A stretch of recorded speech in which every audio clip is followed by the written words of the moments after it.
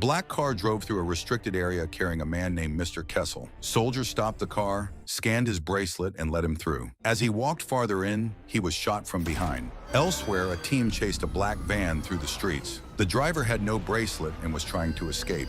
An agent, Salia, alerted other soldiers and reported that the van was heading north. Soldiers evacuated civilians in the area and blocked the road ahead. When the van arrived, they opened fire and forced it to crash. One person jumped out and ran. Salia took off after him, but lost sight of him. She radioed that he had entered Zone 3 and was wearing a hoodie. Then a drone shot the driver, leaving them with no way to catch the others. The next morning, a man named Zem woke after little sleep. He turned on the news and learned about the incident from the night before. Mr. Kessel, the creator of the Alma program, had been murdered, and soldiers were searching for a black van suspected of being involved in the killing. As he prepared breakfast, the news cut to a statement from the breakwall leader, John Mafram. He addressed Kessel and his team, demanding that they shut down the Alma program. John said they rejected division by zones and stations and called for freedom for Zone 3. John demanded the immediate termination of the Alma program, warning that if it did not end, they would intervene directly to stop it. Zem went to work after being told his boss, Malik, wanted to see him. When Zem arrived, Malik was arguing on the phone.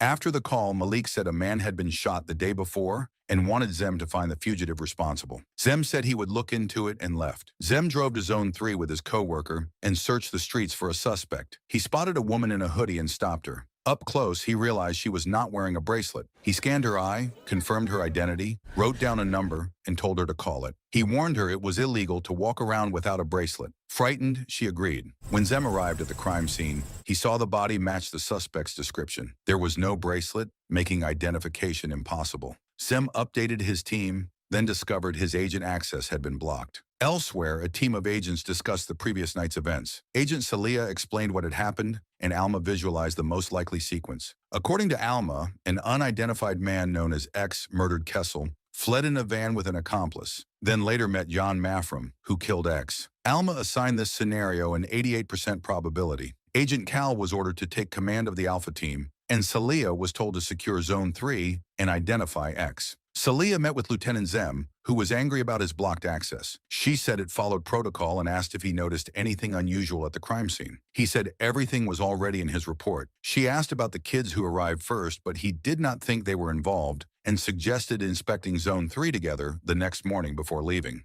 Later, Zem met a doctor in Zone 3. He told her about work and said a policewoman from Zone 2 was pressuring him. She gave him medicine to help him sleep, and they agreed to have dinner. He then left so she could see another patient. The next morning, Salia arrived in Zone 3 early. She called Zem while he was still asleep, told him she was waiting, and he rushed to meet her. She complained he was late and told him to take her to the kids. They found a group of children playing in the street who led them to the owner of the place where the body had been found. They found the man, and he tried to run, but they caught him. When questioned about the crime, he refused to cooperate. Salia pulled out her phone to scan his face and send his details to the office. He stopped her and said he would help. He handed them a few items from the crime scene, including the dead man's shoe. Salia and Zem drove away with the items. Salia said the kids looked like they were about to steal from her. Zem told her they were not used to people from Zone 2. She joked that poverty did not excuse anything. As they drove, a man ran up, threw a phone onto their car, and sprinted away. Zem ran after him but could not catch him. When the phone rang, Salia picked it up, and an anonymous caller gave them a location,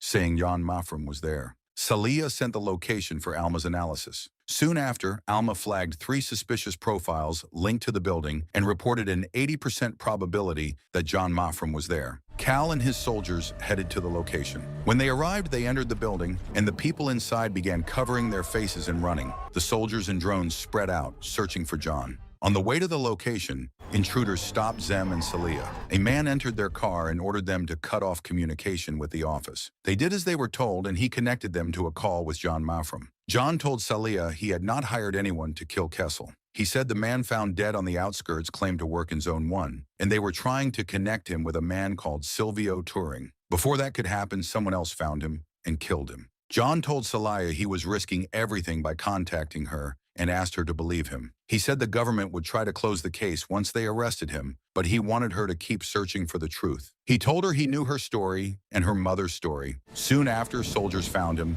and he surrendered. Afterward, Zem questioned Salia, asking how that man knew her. She did not answer. Instead, she ordered Zem to take her back to Zone 2 and returned home. John Mafram was arrested and sentenced to life in prison for the murder of George Kessel, and Zem later regained his agent access. Later, Zem and the other agents found another dead body. Using Alma's analysis, they determined that the man had been killed from behind. While Zem was handling another case, other agents were supposed to be tracking the Serbian dealers. Malik yelled at his agents, saying this should not be happening while the state was investing in Zone 3. He told them to identify potential victims so they could protect them and catch the dealers by predicting their next targets. Salia later met with Sim and told him she had found something important. She reminded him that John had said the dead man wanted money in exchange for revealing who killed George Kessel. She explained that she had discovered an account on Nipsio under the name Kalista Kuprakova, which appeared only within an autonomous community tied to the St. John family in Zone 3. She asked Zem to go there and look for more details. He hesitated, then agreed on the condition that she explain how John knew about her mother. Salia promised she would explain soon. Zem and Salia went to a church where a pastor was teaching. When he noticed them, he stopped and spoke to them. Salia said they were looking for Kalista Kuprakova. The pastor said Kalista was no longer with them and made it clear he wanted nothing to do with the outside world. Outside, Salia questioned a young woman about Kalista. After hesitating, the woman admitted Kalista was the pastor's daughter and had turned her back on the community after struggling with drugs. She said Kalista was in Zone 2 and gave Salia her address. Salia thanked her, and she and Zem left. Zem went to the address and realized it was an escort house. Shocked at first, he approached the receptionist and asked for a woman named Amel, learning Kalista now used that name. The receptionist said she accepted only a few clients. Zem claimed he had been recommended by a friend. After checking, the receptionist found an opening for that night. Zem agreed, gave his address, and left. Zem and Salia went to Salia's house. From her window, Zem looked out at the city and remembered how beautiful that side of Paris was. Shortly after, Kalista arrived. As she stepped inside, Salia told her to make herself comfortable. Sensing tension, Kalista raised her gun, and both Zem and Salia aimed theirs at her. Salia tried to calm her, saying they knew who she was and were only trying to help, but Kalista was terrified. Salia told Zem to lower his weapon, and they did. Kalista slowly lowered her gun as well. Salia asked Kalista to identify the dead man. Kalista said his name was Malik Pamuk and that he had been her friend. She explained he worked as Kessel's security and claimed to have proof of who killed him. When asked if she knew the killer's identity, Kalista said she never asked. Malik had only said he wanted money for the proof, and she had arranged a meeting with the break wall through her clients. He was killed that same night, and she never heard from him again. Kalista said she did not want to return to Zone 3. Salia assured her she would not force her to go back and let her leave. Afterwards, Salia told Zem she wanted a drink, and they went out. While drinking, Salia told Zem she was originally from Zone 3. She said she had won a game called Destiny and was taken to Zone 2, separated from her mother. Her mother sacrificed everything to get her there and was only allowed occasional visits. One day after visiting Salia, her mother was killed while returning to Zone 3. Salia said she spent the next 2 days trying to find the men who did it. Shaken, Zem told her he was sorry. Salia kept drinking until she was drunk, and they ended the night singing on stage. Later, Dan went after a suspect who claimed to know who killed Kessel. He arrested the man and questioned him. The man said a drone had killed Kessel and that the order came from one of their own. The agents did not believe him. When Zem stepped forward, the man said he recognized him and claimed Zem had visited Irina before. Back at the office, Salia asked Alma to analyze the situation. She shared Kalista's account and asked Alma to assess its credibility. While reviewing data, Salia checked Dan's records and discovered he had been interrogated as a child. Moments later, a murder alert sounded, and Salia realized Kalista had been killed. The agents went to Irina's location to arrest her. Zem arrived first, took Irina's bracelet, and told her to run. When the others arrived, Zem acted as if he was searching for her. Agent Cal began recording the scene for Alma's analysis. Salia was summoned by her supervisor, who accused her of lying and withholding information about Kalista. He said Alma's analysis produced nothing because it was based on false data and claimed Kalista, like her boyfriend, had been killed by the break walls. He placed Salia on leave for 1 month and revoked her access to Alma. Salia went to a bar and noticed the new winner of the game Destiny. The girl was excited but also sad about leaving her parents behind. Watching her, Salia saw herself in the girl, and tears filled her eyes. Salia went to a friend and asked him to perform an autopsy on Kalista's body. He said the cause of death was already clear, but Salia insisted he look for something specific. He told her he would need permission, but she pushed him to do it anyway as a favor. He agreed and she left. On her way out, she passed the pastor and Kalista's sister as they arrived to identify the body. She went to Zem and asked if she could spend the night at his place. He agreed. While he was cooking dinner, she fell asleep. When he saw she was asleep, he turned off the lights and went to bed as well. The next morning, Zem found Salia reading one of his books. She told him how much she missed the sea and mentioned an old photo she had found of him and his friends at the beach. Moments later, she received a message from her friend at the lab about the autopsy and left immediately. At the station, Malik showed Zem Alma's analysis, which indicated that Zem had helped Irina escape. Zem told Malik that someone was manipulating Alma and trying to silence him. Salia met her friend at the lab.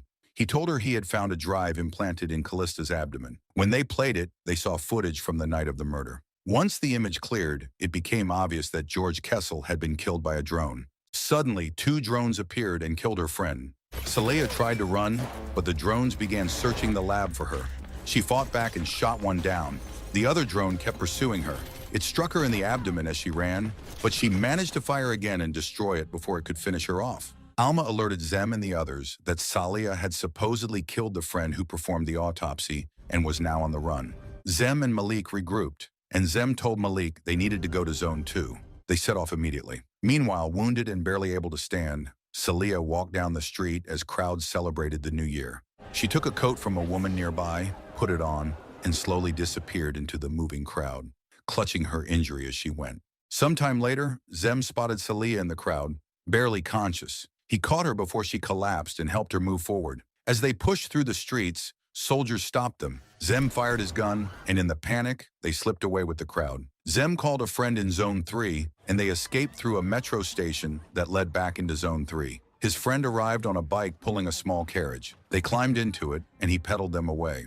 As they rode, Salia told Zem everything. She handed him the drive and said George Kessel had been killed by drones and that the minister was behind it. Suddenly, a car pulled up and gunfire erupted. Salia and Zem stayed still inside the carriage while the boy pedaling it was shot and killed. A drone moved in close, scanned the carriage, assumed no one was inside, and left after the shooting stopped. Once it was gone, Zem got up and realized what had happened. He carried Salia to one of the nearby cars where an injured man was slumped inside. Zem asked who the man was, and the man said he was one of the breakwalls. Zem told him he already knew the minister was behind George Kessel's murder. The man handed Zem a phone and told him to end it once and for all. Zem drove Salia to Irina's hiding place. Irina and the others rushed out to help them inside, and Irina immediately began treating Salia. As Salia began to recover, Zem received a call from Mafram. Mafram told him to go to Zone 1 and end everything. After the call, Zem made his decision and set out for Zone 1. He managed to sneak into the zone through a water passage. Swimming across the river, he finally reached the other side. He knocked out a guard and broke into Minister Marvel's house. Zem quickly disarmed Marvel and demanded to know who was behind the killings and who was controlling Alma. The minister gave him an unexpected answer. He said Alma was out of control and was killing people on its own. According to him, Alma began by targeting the dealers, and when George Kessel decided to reprogram it, Alma killed him too. He claimed Alma was driving the chaos across the city and that they had created a monster. Marvel told Zem to hide Salia if he wanted to keep her alive and to run, because there was no way to stop Alma anymore. He handed Zem his bracelet and told him to take his motorbike and escape. Zem took the bracelet and rode away on the motorcycle. When Zem reached the passage out of the zone, soldiers stopped him and he showed them the bracelet. When they spoke to him, he stayed silent and they became suspicious. They ordered him to remove his headgear. Zem suddenly sped off and they opened fire. He jumped into the river, but a drone kept shooting at him. He was hit underwater, yet he still managed to swim to safety, badly injured. The people who had driven him earlier finally found him and pulled him into their van. Barely conscious, Zem handed one of them the footage of George Kessel's murder. They rushed him to Irina, who immediately began trying to save his life. The news finally broke, and people learned that Alma was behind the killings and the chaos across the city. Protests erupted. People began tearing off their bracelets and demanding that Alma be shut down and its use permanently canceled. Dr. Irina did everything she could to save Zem, but it was not enough. He died just as Salia woke up. When she saw Zem's body lying beside her, reality hit all at once. She broke down in tears, screaming his name as grief overwhelmed her. Sometime later, life slowly returned to a sense of normalcy. Salia drove to the beach, stepped out of her car, and walked into the sea. She swam out into the water, letting herself drift as if the danger and chaos were finally behind her.